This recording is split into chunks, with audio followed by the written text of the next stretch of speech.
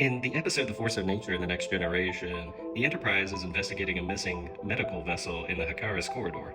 It's the only safe passage through a volatile region of space. They find two scientists, a brother and a sister. They're from Hakaris 2 and they've been disabling vessels. They want Starfleet to listen to them. They believe that the research they've been trying to present for years has been ignored.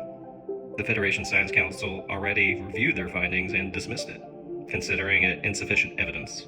So they took matters into their own hands by stopping ships. And their research is finding that warp drive is tearing apart the very fabric of space.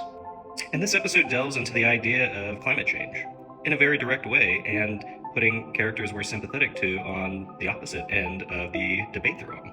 Geordi LaForge, who has made his life studying the science of warp engines and warp drives, dismisses their findings at first.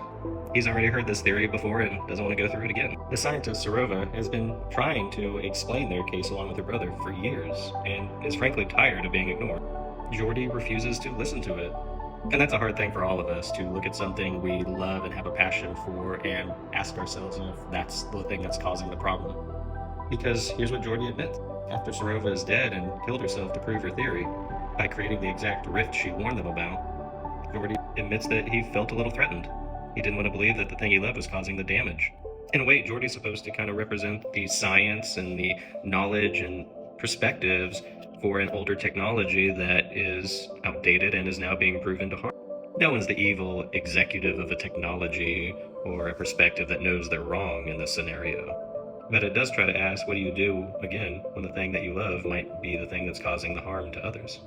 When something everyone relies on is now something that could harm them and their worlds. And then a directive is sent out saying that all Federation vessels must not exceed Warp 5, except in emergencies and special circumstances. It's like a speed limit. But then something changed.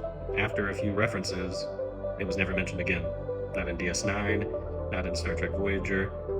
It was done. It was a dead concept.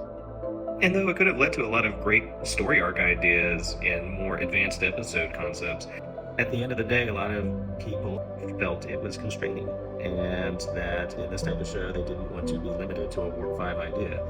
And I'm sure they could have gone around and just said, oh, we figured out a new technology or something, but they just said, we're done. Let's just look at it through the lens of the actual universe and not through the writer's perspective.